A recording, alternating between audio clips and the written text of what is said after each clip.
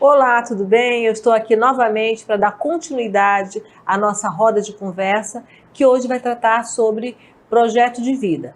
Isso faz parte do nosso programa Diálogos Formativos e como nós já havíamos anunciado no programa anterior, dada a densidade, a complexidade de abordar esse tema, por parte dos professores, nós resolvemos discuti-los em duas rodas de conversa e por isso, para nós aprofundarmos um pouco mais a nossa compreensão sobre o projeto de vida, nós estamos retomando esse diálogo hoje e vamos fazer um enfoque sobre projetos de vida na escola e também abordando o desenvolvimento pessoal, social e profissional do estudante. E para nos ajudar, temos aqui mais uma vez, tá, a professora Hanna Danzi e o professor Rodolfo Fiorucci, que estão fazendo aqui um exercício de síntese muito grande para tentar responder assim, a todos os questionamentos, as dúvidas que os professores da nossa rede estão trazendo. E nós vamos recordar um pouco da história profissional e acadêmica dos nossos convidados e vamos ao vídeo.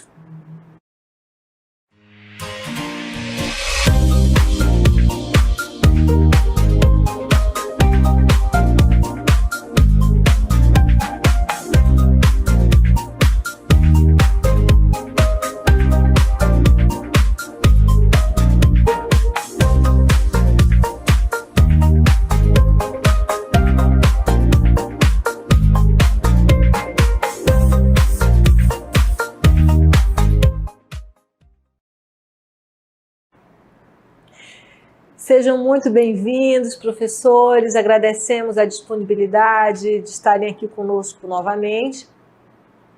E nós vamos retomar um pouco o que foi tratado na roda de conversa anterior, né? O professor Rodolfo e a professora Hanna nos ajudaram a entender que o diálogo da escola com o estudante, ele se constitui em algo fundamental, né, para essa articulação, para que o aluno possa, né, compreender essa questão de uma ampliação da sua visão de futuro e também como isso se articula com um trabalho intencional desenvolvido na escola, fazendo com que a educação se torne, de fato, essa mediadora entre esses conhecimentos que estão sendo discutidos, tratados na escola, e isso faça sentido com as aspirações, interesses, necessidades que envolvem, na verdade, não só a formação do jovem, mas também a formação de um ser humano de uma maneira integral, sem perder de vista, claro, que nós temos que compreender a própria materialidade histórica, ou seja, o próprio contexto, a própria realidade histórica que se impõe. Então, entender as especificidades, né,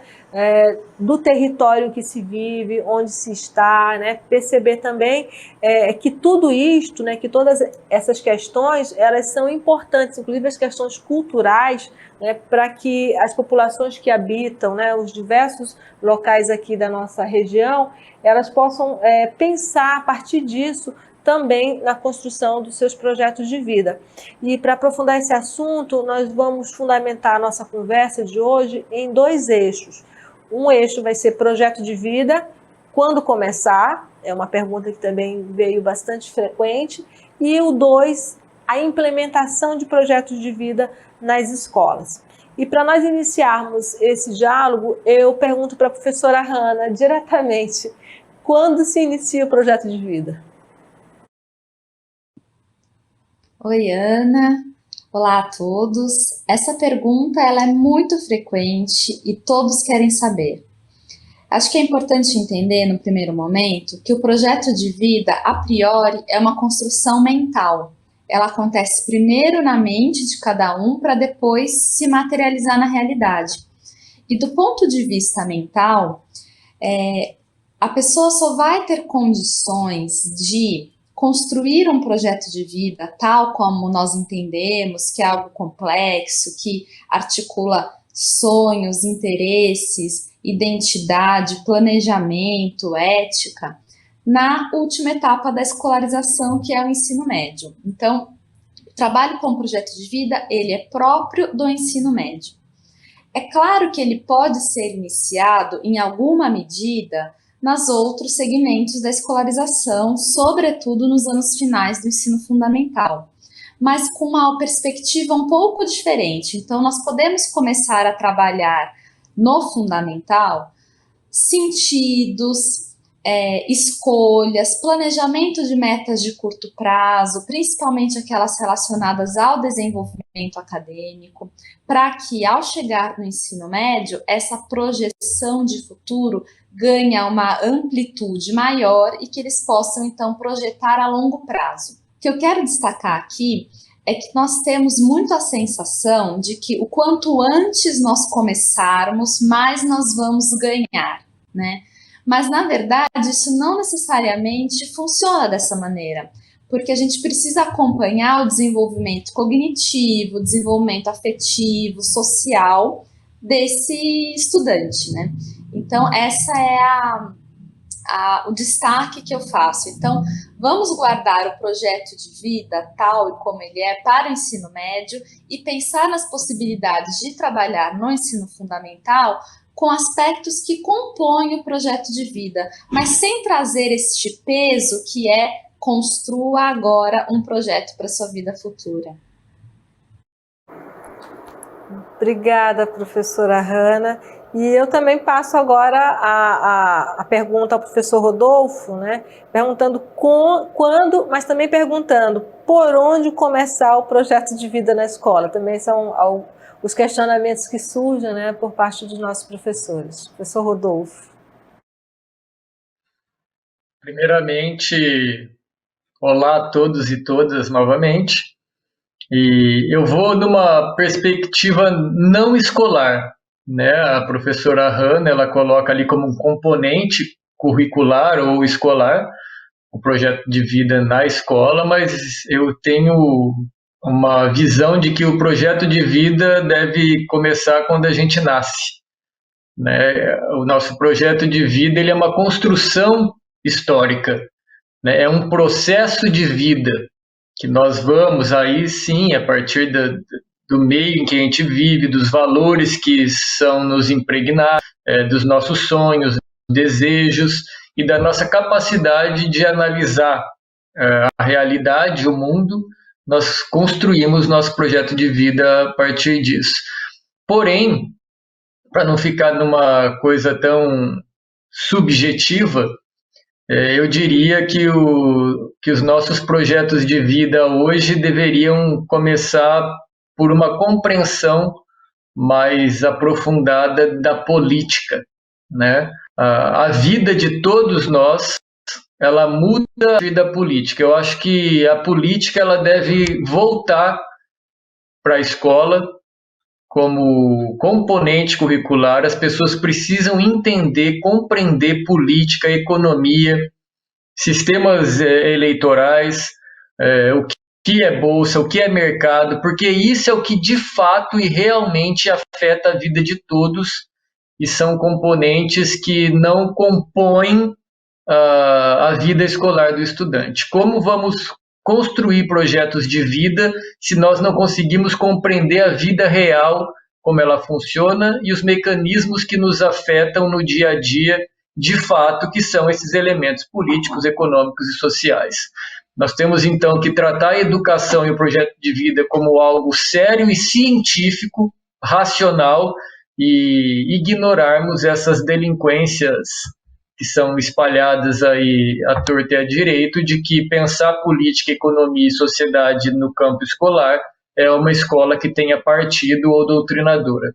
Doutrinar é o que se faz na mídia, nas instituições sociais, civis, hoje, na educação da população, pegando o termo idiota como era visto para os gregos antigos. Não é uma ofensa às pessoas, o idiota na Grécia Antiga era o sujeito apartado da política, que não entendia de política, não compreendia política, então ele não poderia participar da política. É isso que a nossa escola e a nossa sociedade faz com as pessoas. Idiotizam as pessoas, apartam-nas da política para que a gente, de fato, não consiga construir projetos de vida, de mudança. Então, nós somos muitas vezes presos a projetos de vida que são componentes curriculares mas que de fato não alteram a vida real lá fora. Obrigada, Rodolfo, pela reflexão. Professora Hanna também, discutindo as questões da política e da ética, né? Que nós pensarmos aí como funções psíquicas superiores. Então, como é que a gente vai construir realmente isso se a gente não discute, né, essas duas grandes genericidades humanas, que são realmente a política, não essa política muito particularizada que a gente tem, né, de varejo, né, mas pensar a política mesmo, né, como uma genericidade humana universal, assim como as questões da ética. E agora, para a gente dar continuidade à nossa conversa, nós vamos assistir ao vídeo enviado por um aluno, né? É a primeira vez que a gente tem agora um aluno participando mesmo, né, do ensino médio, é o Caio Nascimento, e ele faz um relato de experiência a partir da seguinte pergunta: qual a importância do projeto de vida para os alunos, para a educação e para a escola? Vamos assistir ao relato do Caio. Olá, eu me chamo Caio Nascimento, aluno da Escola de Tempo Integral Lecita Fonseca Ramos, e em resposta à pergunta sobre qual a importância do projeto de vida para nós, alunos, e para a educação, para a escola, eu acredito que está intimamente ligada ao objetivo da disciplina, que é instigar o conhecimento do aluno, o conhecimento de si, e de quais as suas habilidades, de quais as suas aptidões e de que maneira nós podemos encontrar a nossa vocação conhecendo as nossas habilidades. E é de grande importância existir um trabalho quanto à orientação vocacional dentro das escolas, porque muitos alunos, infelizmente, quando concluem o ensino médio, acabam não tendo ideia de para onde vão, do que vão fazer da sua vida. E o projeto de vida acaba tendo resposta para essas perguntas. Vamos lá, professora Hanna, considerando aí a sua experiência, principalmente não só na pesquisa, mas prática, claro, né? Com mais de 200 estudantes, né, que desenvolveram um projeto de vida, eu gostaria da sua análise sobre esse relato do Caio e o que ele revela nessa fala sobre a importância da educação, da escola, na construção do projeto de vida.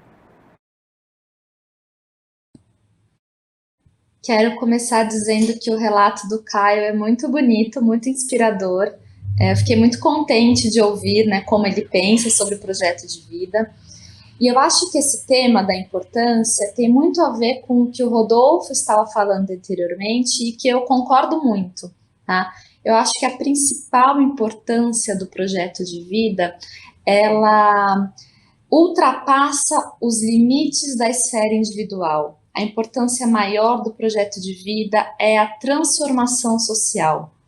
Enquanto nós não entendermos que as nossas escolhas de vida afetam os demais e que juntos nós podemos construir uma sociedade que seja mais justa, mais igualitária, entre tantos outros aspectos éticos, nós não conseguiremos avançar enquanto na nossa esfera da nossa vida individual.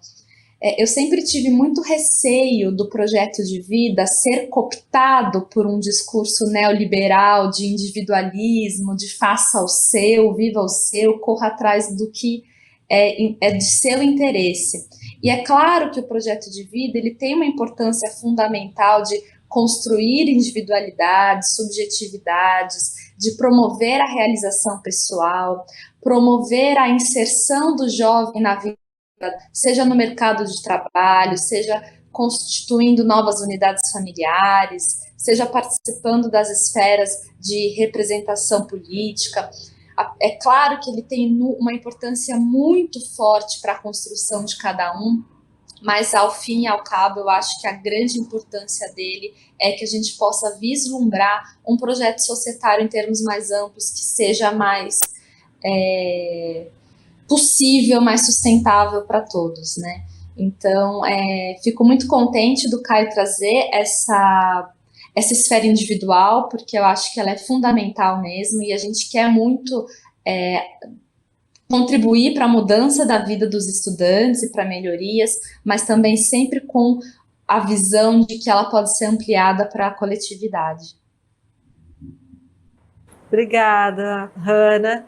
E agora nós vamos ver o relato, é um relato bem interessante que eu vou passar para o Rodolfo logo em seguida, que é da professora Eduarda Cristina Albuquerque.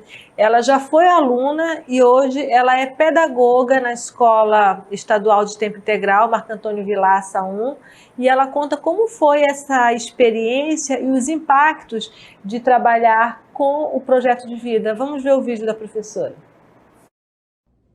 Olá, eu me chamo Eduarda, eu sou egressa da Escola Marco Antônio Vilaça 1. Atualmente eu atuo como pedagoga dessa escola e desde que eu iniciei meus estudos no ensino médio, os professores sempre me incentivaram a traçar um objetivo, a pensar no futuro que eu gostaria de seguir profissionalmente, independentemente da profissão, e é o que ainda a gente tenta fazer até os dias de hoje, né? Independentemente da disciplina, da BNCC, da proposta do projeto de vida, mas desde aqueles tempos, desde que a escola iniciou seu trabalho, os professores sempre buscaram incentivar os alunos.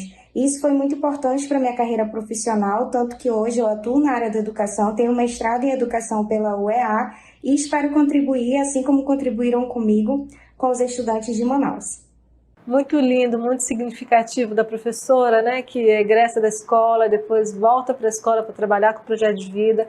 E aí, Rodolfo, a pedagoga Eduarda, ela fala sobre a importância do sonho, né, mas também de um sonho com o pé no chão, com objetivos, com uma orientação que ela recebe dos professores. E essa fala aí, ela me remeteu ao que o Vygotsky afirma lá do ponto de vista genético, né, que a imaginação na idade de transição, ela na verdade ela é uma sucessora do jogo infantil, ou seja, não se abandonam, né, as etapas anteriores, mas você vai só fazendo algumas substituições. E aí ele fala em algum momento lá no Obras 4, quando ele vai falar de adolescência, que o adolescente é como se fosse aquela criança que substituiu o jogo pela imaginação, é como se sonhasse acordado.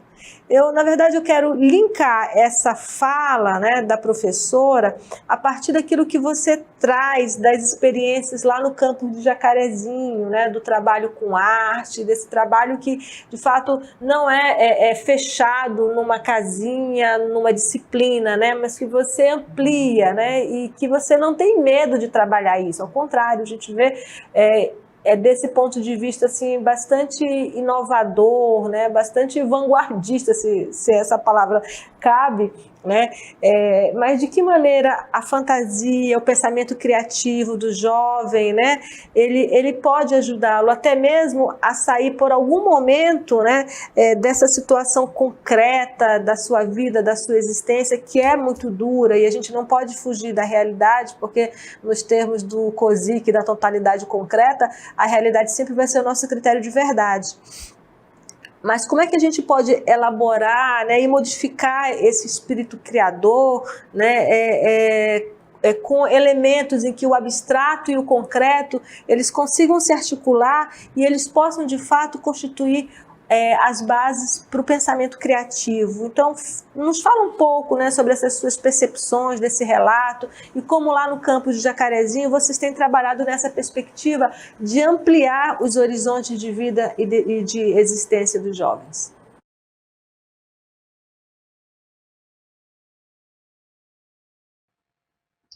Bom, inicialmente, eu acho que a gente precisa desnaturalizar o que parece naturalizado, né? Por exemplo, a realidade é muito dura, que você diz, Ana, e mas a gente já pega essa interpretação da vida como se ela fosse universal e imutável.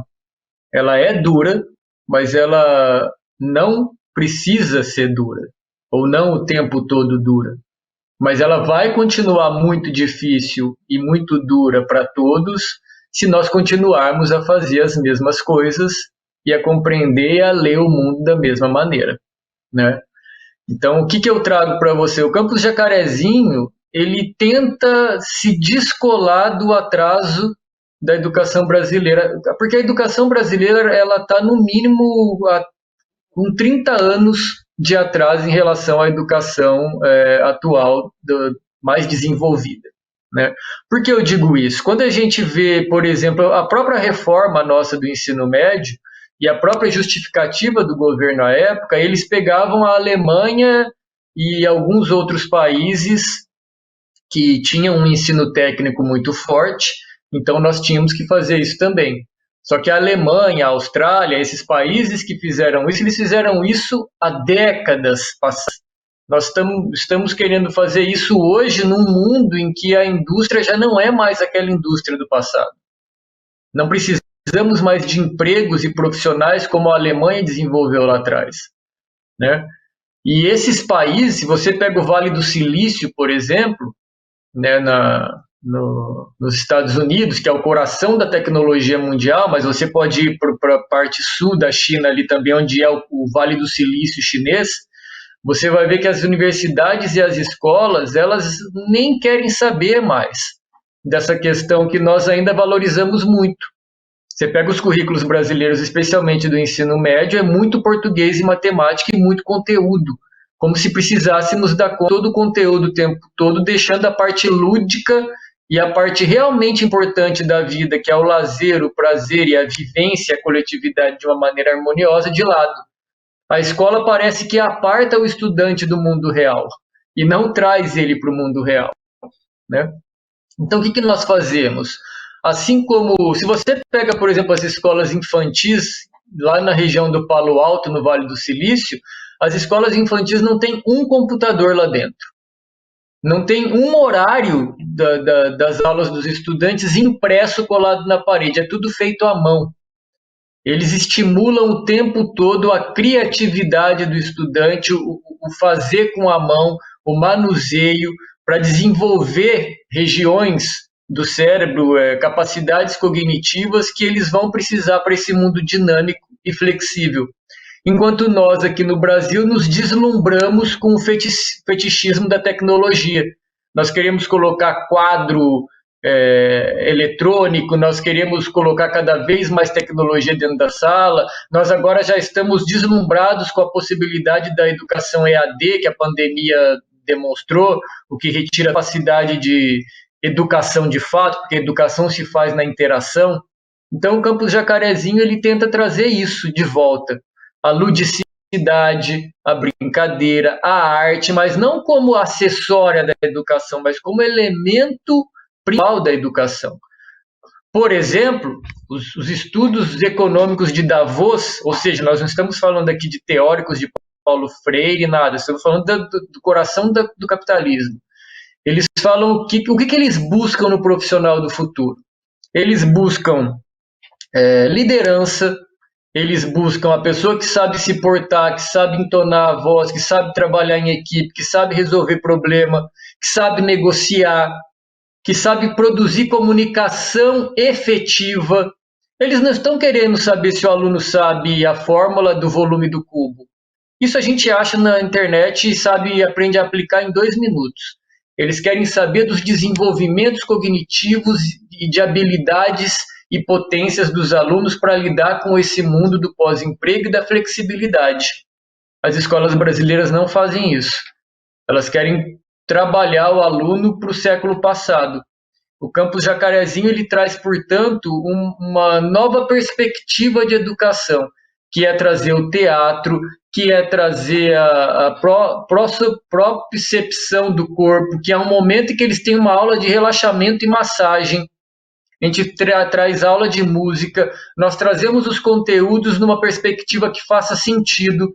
Por exemplo, nós temos uma unidade curricular que se chama Empoderamento Feminino, eu não vou me lembrar o nome inteiro, mas é o Empoderamento Feminino no século XXI, enfim. Mas é o quê? Você traz, então, história, você traz política, você traz filosofia, você traz ética, você traz questões de gênero, trabalhando todos os conteúdos históricos e dessas disciplinas a partir de algo que faça sentido para a estudante. E ela escolhe estudar aquilo. É uma autonomia total e uma liberdade total do aluno, do professor, da aprendizagem e do processo educativo a partir dos conteúdos existentes, e não numa perspectiva linear que você tem que começar aqui, terminar aqui, todo mundo junto, como se todos fossem iguais e tivessem o mesmo interesse. Certo. Obrigada, Rodolfo, por compartilhar essa experiência no Campus Jacarezinho, né, que realmente é uma referência que a gente sempre tem quando quer entender, estudar, compreender melhor como é que isso gira de uma maneira concreta, real, dentro de uma escola. E para finalizar este bloco, nós queremos agradecer ao aluno Caio, né, pelo relato lindo que fez, a professora Eduarda Cristina também, né, que nos ajudaram, na verdade, a organizar esse bloco com as suas experiências acerca do projeto de vida.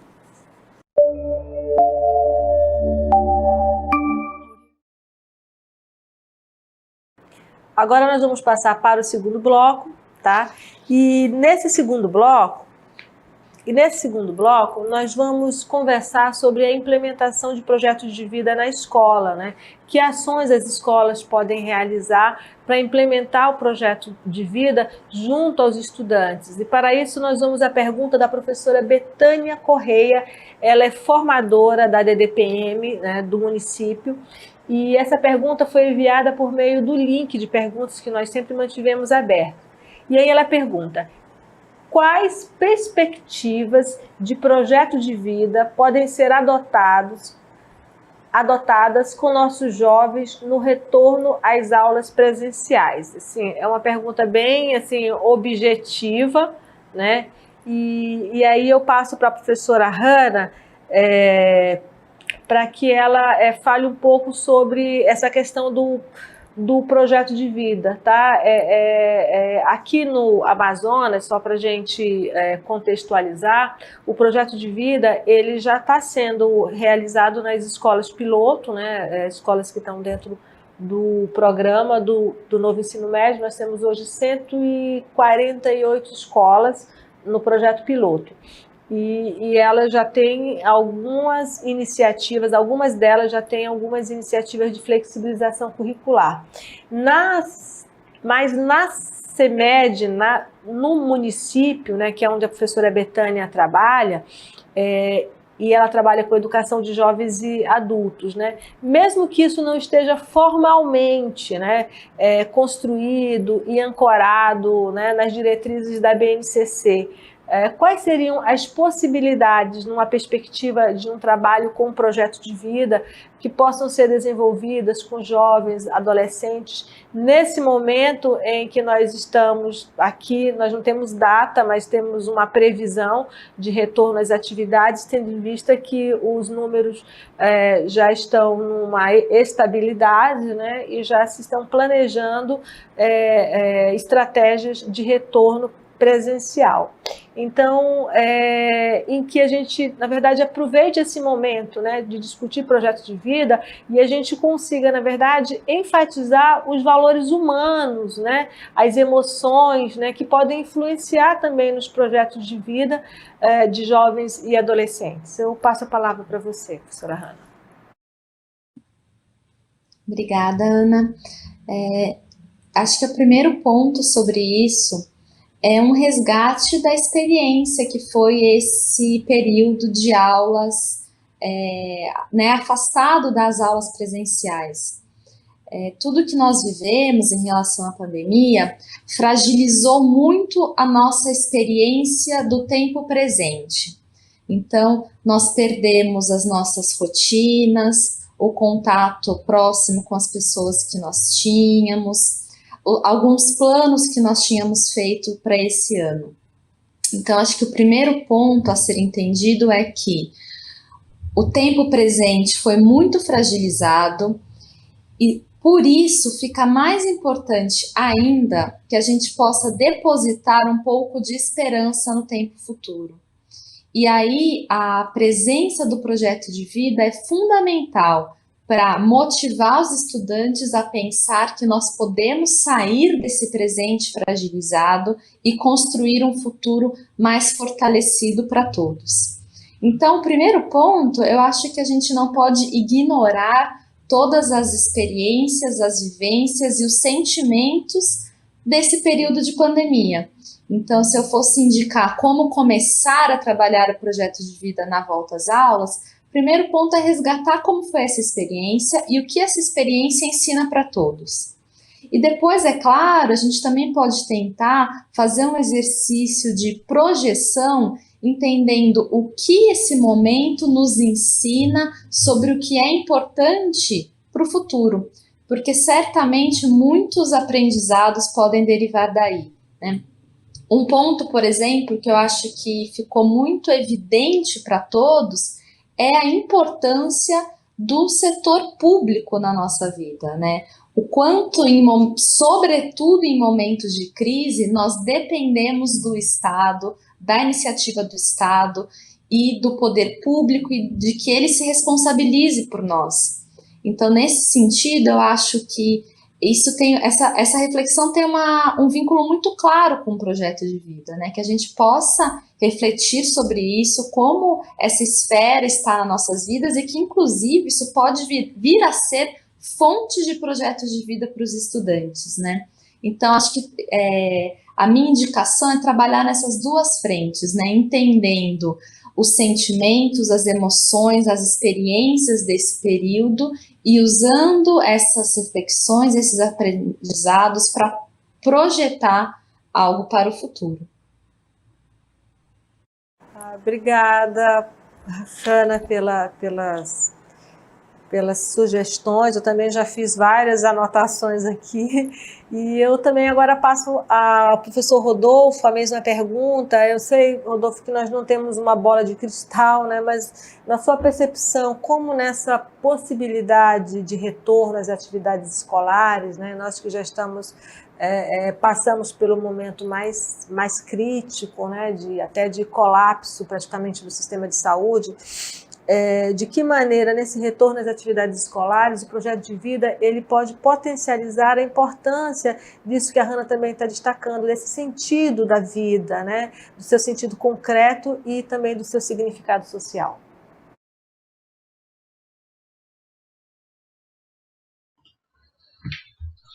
Bom, eu parto das reflexões da Hanna, anteriores, inclusive, na qual ela diz que os projetos de vida não podem se confundir com projetos de sucesso individual, né?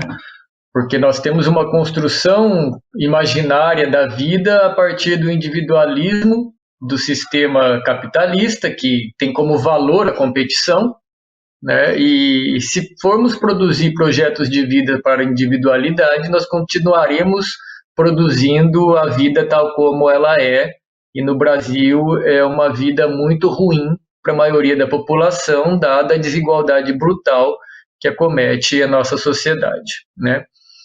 Nessa perspectiva, eu entendo que esse retorno, mas não só o retorno da pandemia, mas como um processo educacional perene, o projeto de vida não pode ser um momento. Ele não pode ser, agora é a hora da gente fazer o projeto de vida, que é das 8 às 9, depois a gente vai ver a análise sintática da oração com a outra professora. O projeto de vida ele tem que ser algo processual, que o aluno vivencie isso o tempo todo, e a escola precisa permitir com que ele, dentro daquele ambiente, desenvolva suas habilidades e comece já a projetar o seu futuro. É quase uma insanidade quando a gente quer trabalhar com o estudante projeto de vida, que é individual, que é a partir dele, mas voltado para o coletivo, mas nós oferecemos para ele exatamente as mesmas coisas no mesmo horário e da mesma forma que a gente oferece para todos os estudantes. Nós queremos que eles tenham projetos de vida, mas nós os colocamos dentro de uma forma e queremos que todos saiam quadradinhos iguais. É uma insanidade pedagógica. Nós temos que, dentro da escola, possibilitar multiversões educacionais para que cada um, a partir da sua potencialidade e dificuldade, consiga desenvolver seu projeto de vida em conjunto com a coletividade. Projetos de vida que cada um se voltam para um setor ou mais apegados a determinados assuntos e ramos, mas que quando o coletivo trabalha, porque cada um com seus interesses e potencialidades, possam de fato criar uma potencial transformação. Agora, quando nós fazemos com que todos façam exatamente igual, da mesma forma, de uma maneira linear e fragmentada, nós não só possibilitamos a real projeção de um processo de vida, como nós cerceamos potencialidades e capacidades aos borbotões, né? Eu dou um exemplo, Ana, que é o seguinte: nós ensinamos muito conteúdo para o estudante, né? Conteúdo que ele vai esquecer daqui a pouco, que é o que o Paulo Freire dizia, né, da educação bancária. A gente trata a educação como um caixa eletrônico. A gente deposita uma quantidade de conteúdo no estudante e depois faz uma prova, que é o extrato, vê o que sai dali.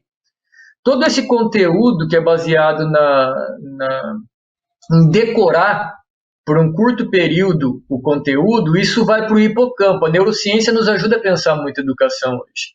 Esse conteúdo curto de memorização rápida, ele atinge a região cerebral do hipocampo, que a gente esquece em horas ou em dias. Não ocorreu aprendizagem, não ocorreu o desenvolvimento de uma habilidade cognitiva. Por exemplo, como nós queremos que os estudantes aprendam a fórmula de Bhaskara, sendo que isso não faz nenhum sentido na vida dele, mas quando ele vê um ministro da economia dizer que o pobre não poupa, por isso ele é pobre, ele não consegue compreender isso no mundo real. Uma sociedade em que metade da população ganha R$400 por mês, mal consegue se alimentar, portanto, e fazer a manutenção de sua vida, e ainda o sujeito critica e joga a culpa no próprio pobre por ele não poupar e por isso não ter segurança no seu futuro. É um desmento tão absurdo e de uma incapacidade cognitiva de interpretação tão profunda da sociedade, uma sociedade que passou pela escola, que não sei como nós não começamos ainda um processo de revisão total da atuação da escola junto com os nossos jovens e crianças. Nós estamos reproduzindo um mundo desigual, um mundo cruel, em um mundo que vai produzir sujeitos obsoletos e depressivos no futuro, porque não conseguem emprego e vão jogar a culpa neles mesmos, e eles não conseguem interpretar coisas tão óbvias e tão deturpadas e delinquentes como essas. O que a escola está fazendo com esses sujeitos? O projeto de vida tem que ser, então, processual, constante, para interpretar a realidade de fato. Obrigada, Rodolfo. Essa tua fala, ela está bem assim, articulada com a próxima questão que está vindo, que veio da nossa colega professora Ana Lucy, que trabalha inclusive conosco lá no Centro de Formação, lá no CEPAM, e ela conta um pouco a história do filho dela, né? Ela conta que no primeiro período da faculdade de Engenharia Mecânica, o seu filho hoje com 20 anos e cursando o quarto período, ele passou por momentos difíceis de depressão, ansiedade, motivados até por ele se cobrar demais em relação a isso que o Rodolfo está falando, a esses resultados que ele deveria alcançar, né? E por isso, né, e também porque um tanto disso ia se relacionar com esse seu futuro, né? Esse futuro bem sucedido que a gente ouve bastante, né? Desde que começa na escola, né? Mas ele teve que fazer sessões com psicólogo, obteve êxito, segundo ela, tanto na faculdade, né? Quanto também ele está mais tranquilo e ela também como mãe está mais tranquila, obviamente vendo o filho mais equilibrado. Né? E diante desse contexto, a professora Ana Lucy, ela formula a seguinte pergunta: como as instituições de educação superior e as escolas de educação básica, elas podem atuar para perceber que o aluno, né, tem esse tipo de sentimento, né, e quais seriam os procedimentos, ações que podem ser feitas com o objetivo de minimizar os impactos que essa transição ensino médio, faculdade, vida adulta, né, requer e que pode ocasionar também essas situações nos adolescentes, tá? O Rodolfo falou já um tanto sobre isso, né? E eu quero passar para a Hanna. Hanna, em um dos seus textos, quando você aborda a questão, né, da psicologia moral, né, de uma educação moral, você trata da indissociabilidade entre cognição e afetividade. E que o projeto de vida, mesmo que ele seja uma ação que aponta para o futuro, você está destacando sempre isso, ele precisa possuir vínculos subjetivos com o passado, com o presente e com o futuro, né? Qual seria a sua orientação, enfim, para evitar, ou pelo menos minimizar essas pressões e essas frustrações que essas pressões acabam causando nesse processo? Acho que o primeiro ponto, Ana, é que essa reflexão, né, a pergunta da professora, ela começa com como nós podemos reconhecer que os jovens estão passando por um processo de dificuldades, tensões, angústias, medos, né? Então, o primeiro ponto que eu acho que é importante ser destacado é que nós precisamos urgentemente repensar a escola. E isso passa, né, inclusive pela questão do currículo, que o Rodolfo aponta, né, com ênfase. A gente precisa repensar o papel da escola. Afinal de contas, justamente em relação a essa questão da indissociabilidade entre cognição e afetividade, nós precisamos permitir que o mundo dos afetos adentre a escola. Nós já vimos que a nossa escola tem nos tornado muito hábeis a lidar com as coisas, né, com os objetos de conhecimento, mas muito pouco hábeis a lidar conosco mesmo, com os nossos sentimentos, com os nossos projetos de vida. E é por isso que eu falo que o projeto de vida deve entrar na escola não como algo a mais, mas para reformular todo o sentido da experiência escolar, fazendo com que a dimensão dos afetos esteja presente sempre. Então, nesse sentido, quando ela pergunta como nós podemos fazer para reconhecer essas dificuldades do campo afetivo, emocional dos alunos, ora, é abrir espaços de fala para eles, né? Eu converso muito com jovens do ensino médio e eles sempre falam como eles sentem falta de espaços de fala e de acolhimento. E todos eles que estão passando pela experiência de ter um componente curricular de projeto de vida sempre sinalizam que o maior ganho que eles sentem é isso, é poder falar sobre si mesmos. Então, muitas pessoas vão dizer que, né, inclusive foi um depoimento da professora da outra parte do programa, falando que os alunos dela sentem dificuldade de falar sobre si mesmos. Nós não fomos treinados para isso, né? Nós não tivemos espaço de fala. Então, acho que esse é o primeiro ponto. Abrir a escola para ouvir sobre sentimentos e sem medo, né? E aí, isso gera, né, a gente puxa um outro ponto da minha resposta que eu queria colocar, porque a pergunta também diz o que nós podemos fazer com esses sentimentos. E aí eu acho que é importante a gente entender os limites da prática pedagógica. Não limites no sentido de que ela é limitada, mas no sentido do escopo de trabalho. Trabalhar com a dimensão dos afetos na perspectiva pedagógica significa dar espaço para ouvir os estudantes sobre seus sentimentos, suas angústias, medos, receios, frustrações, dúvidas, e trabalhar com eles que eles possam perceber esses sentimentos em si mesmos, buscar estratégias para lidar com eles, né? Então essa é a dimensão pedagógica. Agora, tem um outro escopo de trabalho, que é o trabalho do atendimento psicoterapêutico, e que às vezes a gente precisa entender que nós não vamos resolver os problemas emocionais dos nossos alunos, né? Então, em situações mais graves de depressão, até de ideação suicida, que a gente sabe que tem aparecido muito nas escolas, até de automutilação, esses temas precisam de encaminhamento psicológico, não estão dentro do escopo da prática pedagógica, né? Então, essas são as minhas considerações. E relembrando aqui, o que a gente pode fazer na escola? Tomada de consciência dos próprios sentimentos, fortalecimento da autoestima é super importante. Então, a gente perde muito a oportunidade de promover trocas entre os estudantes em que eles possam fortalecer a autoestima. Então, do ponto de práticas para serem feitas, mas sempre atentos aos limites desse trabalho. Obrigada, Hanna. Nós estamos com o nosso tempo já assim, se esgotando e para finalizar esse bloco nós vamos conversar agora sobre o relato de experiência do professor Erasmo Launé. Ele é gestor da escola Ana Sena Rodrigues e ele trabalha com a EJA, na CEMED Manaus. Ele relata uma experiência desenvolvida pela escola a partir da necessidade dos jovens em realizarem um trabalho empreendedor. Vamos ver o vídeo, depois eu quero passar a palavra para o professor Rodolfo começar a discussão. Boa noite, eu sou Erasmo Launé, estou gestor da Escola Municipal Ana Sena Rodrigues.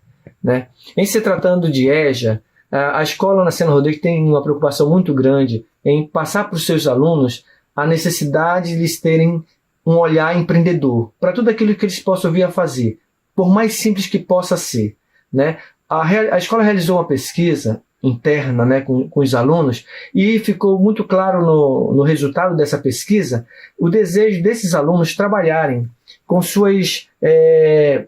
suas atividades do dia a dia, como uma fonte geradora de renda. Isso para a gente foi muito satisfatório e deixou bem claro também a necessidade que nós temos que prepará-los para isso. Não deixar apenas eles desenvolver uma atividade pura e simplesmente para ganhar um dinheiro aqui ou outro acolá, mas desenvolver uma atividade com senso profissional. Para isso, a escola também desenvolveu algumas atividades artesanais que estão sendo, inclusive, hoje mesmo, já ficamos sabendo, de alunos que estão garantindo a sua renda através dessas atividades que eles aprenderam nessas oficinas. Então, é uma atividade simples, muito simples, porém de um efeito social grandioso. Certo, eu vou passar a palavra ao professor Rodolfo, A gente já está nos minutos finais do nosso programa, passa tão rápido, E eu queria saber, Rodolfo, nessa perspectiva, de conhecer o mundo dos negócios, empreender, considerando que o projeto de vida também ele se refere à maneira como o indivíduo escolhe estar no mundo, Então nós podemos dizer que contribuições assim, você poderia dar ao gestor Erasmo da CEMED Manaus nessa perspectiva, considerando que ainda não tem o componente projeto de vida, ele está fazendo uma aproximação, na verdade.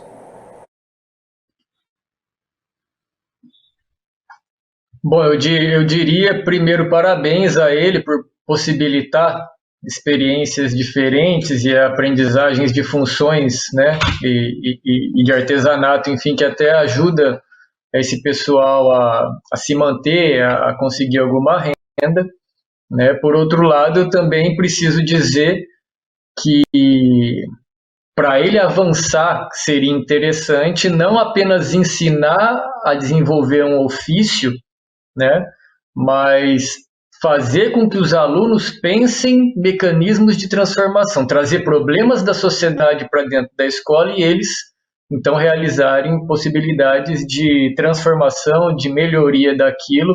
Aí sim nós estaremos capacitando e dando habilidades para esses estudantes se desenvolverem para além de um ofício, E aí eu trago algo interessante, Ana, porque se a gente quer fazer isso com os estudantes, nós precisamos, e eu mais uma vez pego o que a Hanna falou, que é muito interessante, o projeto de vida ele tem que ser o norte da mudança da prática escolar. Ele é o elemento principal e não apenas mais um elemento. Por que eu te digo? Nossas escolas estão todas ainda baseadas numa lógica do conteúdo para fazer um vestibular ou um Enem no final do processo. Tá? E aí eu te dou um dado que é assustador aqui. Se a gente pega, por exemplo, Xangai, tá? 8% dos jovens em Xangai têm baixa aprendizagem. 8%. No Brasil, mais de 60% dos jovens têm baixa aprendizagem. Nós vamos manter essa escola como ela está? Dados do PISA 2018.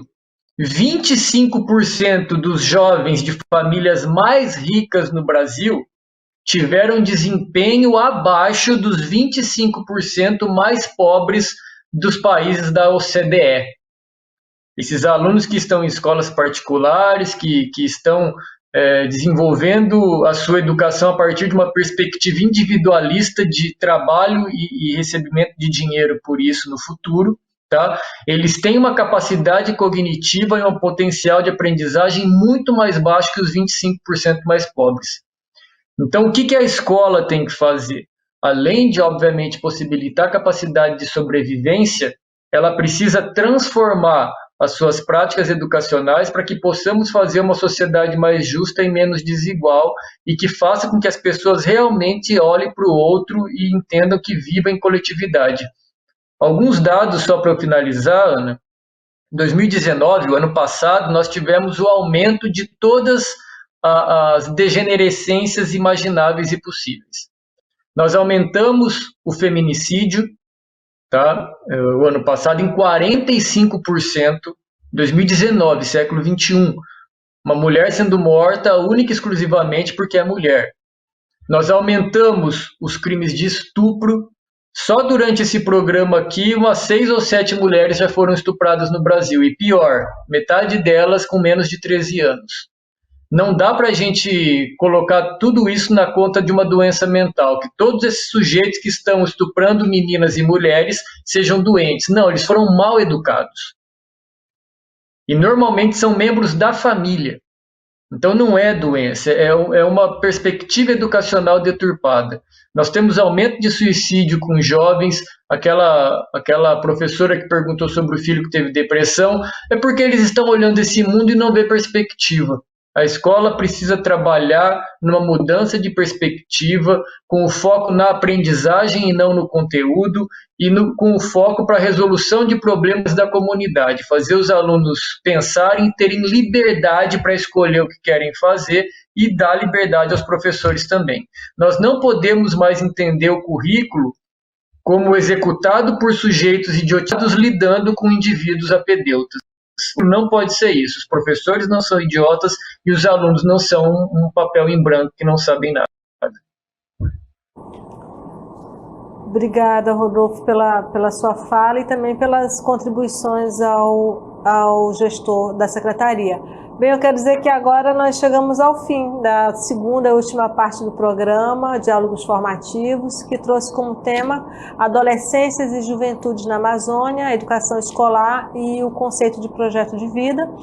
E nessa roda nós dialogamos, né, com os queridíssimos Hanna Danza, Rodolfo Fiorucci, que nos ajudaram a compreender um pouco mais sobre o que é o projeto de vida, qual a sua importância e a articulação disso com um trabalho pedagógico intencional na escola, né, para que os estudantes possam desenvolver capacidades de escolha, né, capacidades essas que passam por uma formação humana integral, e aí a gente fala de corpo, mente, afeto, cognição, todas as singularidades ligadas ao humano universal. E para finalizar também, eu quero passar agora a palavra a vocês, que são os nossos convidados queridíssimos, tá? Que de uma forma muito qualificada, envolvente, tornaram tão significativa a nossa conversa com as contribuições. Então, professor Rodolfo, a sua fala, agradeço a sua participação e para as suas considerações finais e depois a professora Hanna, por gentileza. Ana, eu só tenho a agradecer o convite, espero ter contribuído com todos e todas nesse diálogo formativo, né? E eu trago, para finalizar, é um pensamento muito comum, né, que todos conhecem, mas eu gosto sempre de trazê-lo, que é uma fala do cineasta argentino Fernando Birri, quando ele participou de uma palestra numa universidade da Colômbia com eles sobre a utopia. Né? Se utopia é algo, então, que nunca vai acontecer, por que nós lidamos com ela ainda? O Fernando Birri, ele parou, pensou um pouco e disse assim: pense na utopia da seguinte forma, né? No horizonte. O horizonte está lá, você enxerga. Você dá 2 passos, ele se afasta 2. Você dá 10, ele se afasta 10. Você dá 100, ele se afasta 100. Né? Daí o aluno pergunta, tá, então qual o sentido disso? exatamente esse: a utopia serve para nos tirar do lugar e nos fazer caminhar. Sejamos utópicos, que acreditemos na educação efetiva e transformadora e que hajamos nos nossos ambientes escolares com foco na aprendizagem e com foco no desenvolvimento dos nossos estudantes. Tem uma fala muito legal, Ana, que eu costumo, para finalizar, que é assim: quem procura um médico é o sujeito saudável ou doente? Obviamente, quem precisa mais do médico é o doente. Quem precisa mais do professor? O aluno que aprende fácil ou que tem dificuldade? Por que então nós damos mais atenção para os que aprendem fácil e desprezamos os que têm dificuldade? Um abraço a todos e todas e obrigado pelo convite. Rodolfo, de coração. E agora eu passo a palavra à nossa queridíssima Hannah, tá? Para as suas considerações finais. E já deixar desde agora meu agradecimento assim, incondicional a vocês dois. Assim como o Rodolfo, eu só tenho a agradecer. Muito obrigada pelo convite. É uma honra estar aqui. Acho que foi um diálogo muito produtivo. Foi um prazer poder dialogar com o Rodolfo. Acho que tem umas ideias muito interessantes que contribuem muito para as nossas escolas. Então, mais uma vez, só reiterar meu agradecimento e o convite. Obrigada. E nós estamos encerrando, então, mais uma edição do programa Diálogos Formativos, agradecendo aqui mais uma vez a presença da Hannah, do Rodolfo, e nós estamos, assim, muito agradecidos pela colaboração tão valiosa para as nossas redes municipal e também pela rede estadual. E eu aproveito e convido você, espectador, para o nosso próximo Diálogo Formativo, que vai abordar a questão do ensino híbrido e a pandemia do coronavírus. Vamos discutir história, tempos e necessidades de inovar. Participem conosco, também contamos com a sua presença e deixamos aqui também os nossos endereços de contato da SEDUC e da CEMED Manaus, e qualquer dúvida ou informação vocês podem acessar. Aproveito para agradecer em nome da SEDUC do Amazonas, CEMED Manaus, deixando um alô aí para todas as nossas equipes do CEPAM, da SEDUC, a equipe do CEMEAN, que fica também sempre aqui muito aguerrida nessa parte técnica, que ajuda na divulgação desses conteúdos. E o programa de hoje, brevemente, ele já vai estar disponível também no YouTube, na plataforma Saber Mais e também nas nossas redes sociais. E a gente pede para nos seguir aí no Instagram, Diálogos Formativos AM, e lá vocês vão ter mais informações sobre o programa, os links, como assistir, participar das nossas rodas de conversa. E a gente frisa sempre, tá?